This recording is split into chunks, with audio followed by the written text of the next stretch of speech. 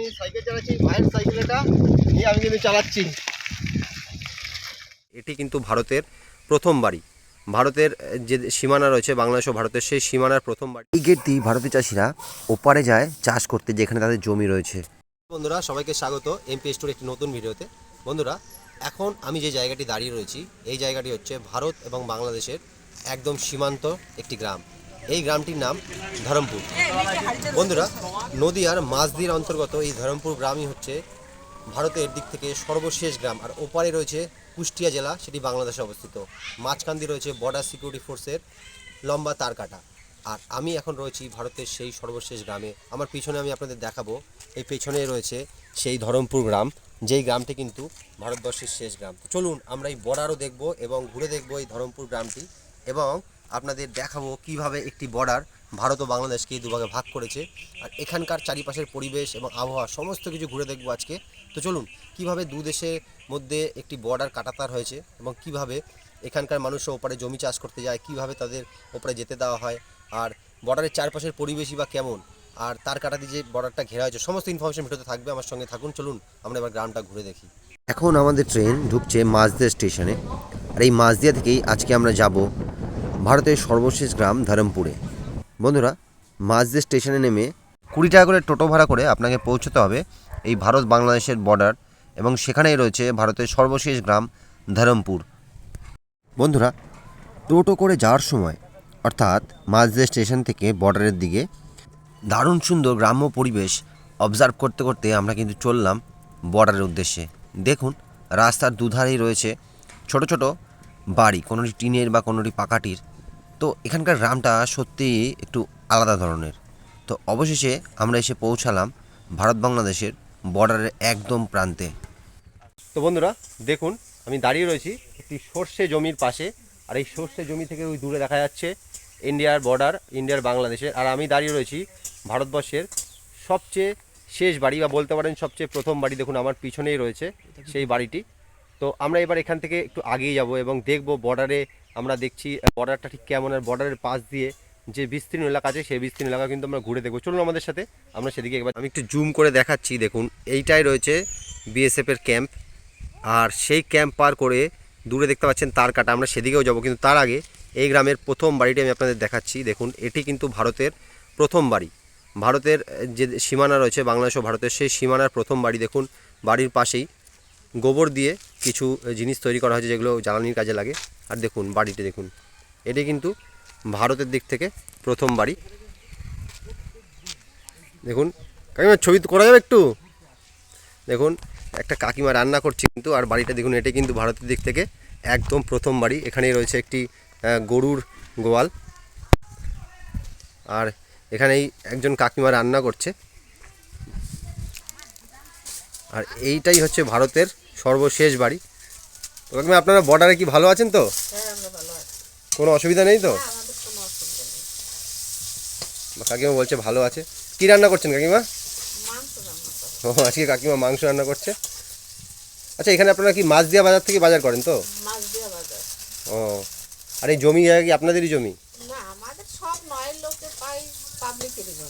আচ্ছা আপনাদের কি ওপারে জমি আছে? ও, তো ওপারে চাষ করতে যায় আপনাদের বাড়ির লোক? ও,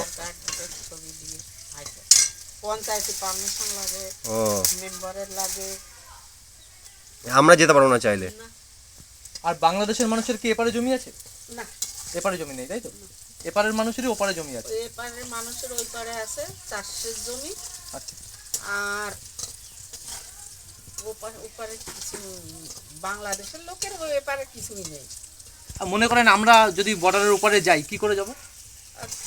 যেতে পারবা না তো, নিজেদের জমি না থাকলে যেতে দেয় না। যেতে দেয় না? না, আমাদের কাছে আধার কার্ড আছে, ভোটার কার্ড আছে, তাও যেতে দেবে না, দলিল লাগবে ওর পাশে। ও, পাশে দলিল থাকতে হবে তবেই যেতে দেবে। হ্যাঁ, দলিল জমা দেওয়া আছে তো। এই গ্রামটার নাম কি? ধরমপুর। ধরমপুর। এই বর্ডার থেকে আপনার বাড়ি প্রথম বাড়ি? প্রথম বাড়ি আমার। বাহ। আর এখান থেকে মাঝে মাঝে কখনো মানে লোকজন মানে অবৈধভাবে পাশাপাশি যাতায়াত করে? এই সামনে দিয়ে হয় না, ওই আগে পিছে দিয়ে হয়। ওখানে জায়গা আছে না যাওয়ার? না, মানুষ যাওয়া আসা করে। গরু মোষ এইসব যাতায়াত করে? না, ওসবও করে না। ও, ওই কিছু কিছু লোকেরা ওই মাল ফাল পাস করে, তা আমাদের এইখানে না, আরো দূরে, তাই তো? ও, আমরাও সব টের পাইনি। আমাদের দিনের রাত্রির বেলা সব কিছু থাকে বাইরে, কিচ্ছু আর এখানে তো বিএসএফ সবসময় পাহারা দেয়। দেখুন এই হচ্ছে কাকিমার বাড়ি, একদম ভারতবর্ষের একদম শেষ সীমান্তের বাড়ি। বাড়ির পাশেই রয়েছে দেখুন সর্ষে জমি, আর আমি যদি একটু জুম করে দেখাই, জমির দূরেই রয়েছে কিন্তু তার কাটা দেখুন। আর এখানে রয়েছে অজস্র খেজুর গাছ, যেই খেজুর গাছ থেকে কিন্তু এই সময় খেজুরের রস হয়। দারুণ সুন্দর জায়গা বন্ধুরা। দেখুন এই দেখুন বর্ডার, আর বর্ডারের পাশে এটাই ভারতবর্ষের সর্বশেষ বাড়ি যাকে বলতে পারেন। ধরমপুর গ্রামে মাঝদিয়ার অন্তর্গত এই বাড়িটি রয়েছে। দেখুন আমি রয়েছি ভারতের বর্ডারের একদম পাশে। আমি যদি এখানে টাচ করি, দেখুন আমি কিন্তু ভারতীয় বর্ডার টাচ করে রয়েছি। আর এই তার কাটার ওপারেই কিন্তু রয়েছে বাংলাদেশ। জায়গাটি এতটা সুন্দর, আমি আপনাকে কী বলবো। ওপাশে দেখুন পুরনো তার কাটা রয়েছে, যেই তার কাটা কিন্তু বর্তমানে প্রায় জরাজীর্ণ অবস্থা, সেই কারণেই ইন্ডিয়ান গভর্নমেন্ট থেকে নতুন তার কাটা দেওয়া হয়েছে। আর এখান থেকে 400 মিটার দূর পর্যন্ত রয়েছে ভারতের যে ল্যান্ড, সেই ল্যান্ড যেখানে চাষিরা চাষ করছে। ওপারেও বাংলাদেশেও কিন্তু অনেকটা পর্যন্ত ভারতের যে চাষিরা আছে তাদের জমি আছে, তারা কিন্তু এই বর্ডার ক্রস করে ওখানে যেতে পারেন। তাদের জন্য তাদের নির্দিষ্ট কিছু ডকুমেন্ট লাগে। তো আমরা চলে এসেছি সেই বর্ডারে। দেখুন এই বর্ডারের রাস্তা এখান থেকে সোজা চলে গেছে অনেকটা দূর পর্যন্ত। আমরা হেঁটে হেঁটে যাবো এবং আপনাদের দেখাবো। আর এখান থেকে কিন্তু মাঝে মাঝেই বিএসএফের যে সেনা জওয়ান আছে তারা কিন্তু পাহারা দেয়। আর এখন এইখানে দেখুন বর্ডারের পাশ দিয়ে কিন্তু চাষ করা হয়েছে মৌমাছি, আর যেখানে মধু চাষ হচ্ছে। আর জায়গাটি কিন্তু খুবই সুন্দর। আমরা কিন্তু রয়েছি ভারত আর বাংলাদেশের বর্ডারের একদম পাশে। আমার পাশে দেখতে পাচ্ছেন তার কাটা।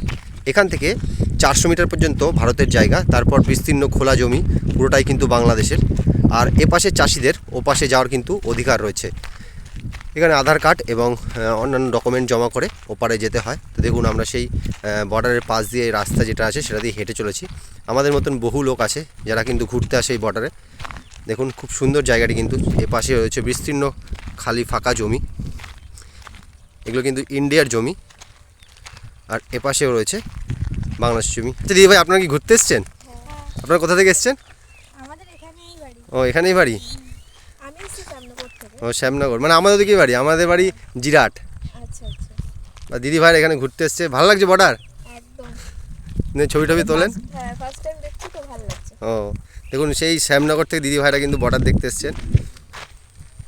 দেখুন আমি এখন বসে রয়েছি ভারতের বর্ডার সিকিউরিটি ফোর্স অর্থাৎ বিএসএফের একটি সেনা ছাউনিতে। তো একদম পাশেই রয়েছে ইন্ডিয়ান আর বাংলাদেশের বর্ডার, আর আমি বসে রয়েছি একটি সেনা ছাউনিতে। এখানে একটু আগে একটি আর্মির বিএসএফ জওয়ান বসেছিল, তিনি রাউন্ডে গেলেন এবং আমাকে বললেন এখানে কিছুক্ষণ বসে থাকতে। এরা খুব ফ্রেন্ডলি এবং আমাদের সাথে খুব ভালো রকম ব্যবহার করছে বন্ধুরা।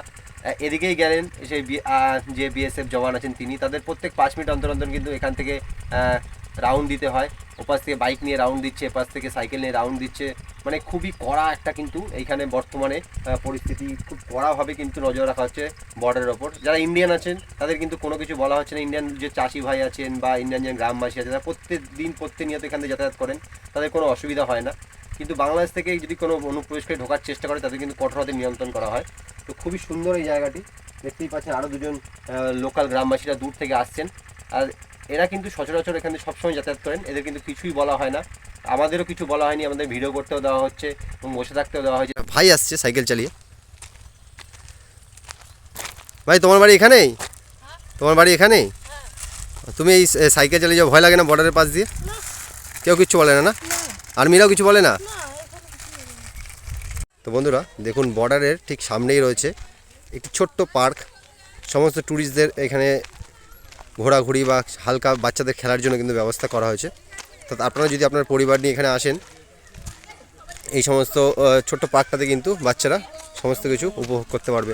বন্ধুরা এবার চলুন আমরা এই শান্ত স্নিগ্ধ শ্যামল ভারতের শেষ গ্রামে আরেকটু ভেতরে গিয়ে আরও বেশ কয়েকটি বাড়িঘর এবং তাদের জীবনযাত্রা সম্পর্কে বেশ কিছু ধারণা নিয়ে আসি।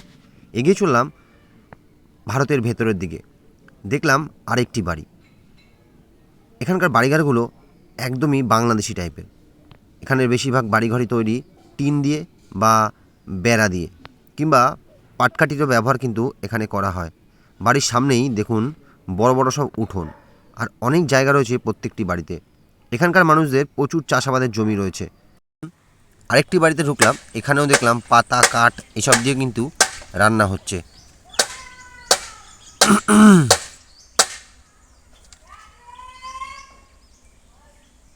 তো আমরা এবার চলে এসেছি গ্রামের মধ্যে একটি বাড়িতে। এই বাড়িতে শীতকালে নলিন গুড় তৈরি হয়, আর পাশের জমি থেকে এরা খেজুরের রস সংগ্রহ করে বাড়িতে জাল দিয়ে তৈরি করে নলিন গুড়। তো এই দৃশ্য দেখার জন্য কিন্তু আমরা এই বাড়িটা এসেছি। চলুন বাড়ির ভেতরে গিয়ে দেখব কিভাবে এই বাড়িতে তৈরি হচ্ছে নলিন গুড়। দেখুন, গাছ থেকে রস পেরে নিয়ে এসে এইরকম ধরনের উনুনে জাল দেওয়া হয় রস, তারপরই এই রস থেকে তৈরি করা হয় নলিন গুড়। খাঁটি নলিন গুড় নিতে গেলে আপনাকে এই সমস্ত গ্রামীণ চাষির বাড়িতে এসে দাঁড়িয়ে থেকে গুড় নিতে হবে। এই বর্ডারে এসে এক অদ্ভুত অভিজ্ঞতা আমার হলো। আমরা জনমানুষের মধ্যে একটি বিভিন্ন ধারণা রয়েছে যে বর্ডার মানেই সবসময় একটি গম্ভীর আবহাওয়া থাকে বা গম্ভীর সিচুয়েশন থাকে, সবসময় বিএসএফ জওয়ান সবসময় পাহারা দেয়, কিন্তু সেরকম পরিস্থিতি কিন্তু এদিকটায় নেই। এখানে কিন্তু মানুষজন খুব নর্মালভাবেই থাকে, কোনো রকম ঝামেলাঝাটি কিছুই নেই। আর এই বর্ডারের পাশে যে গ্রামটা আপনারা দেখলেন, ভারতবর্ষের শেষ গ্রাম, সেই গ্রামের ভিডিও, আর ভারতবর্ষের এই মাছ দিয়া বর্ডার, আর এখানকার মানুষের জীবনযাত্রা আপনার কেমন লাগলো সমস্ত কিছু এই কমেন্ট করে জানান। এই ভিডিওটা যাদের ভালো লেগেছে অবশ্যই লাইক করবেন, কমেন্ট করবেন, আমাদের চ্যানেলকে সাবস্ক্রাইব করতে ভুলবেন না। দেখা হচ্ছে পরবর্তী ভিডিওতে। সবাই ভালো থাকবেন, সুস্থ থাকবেন।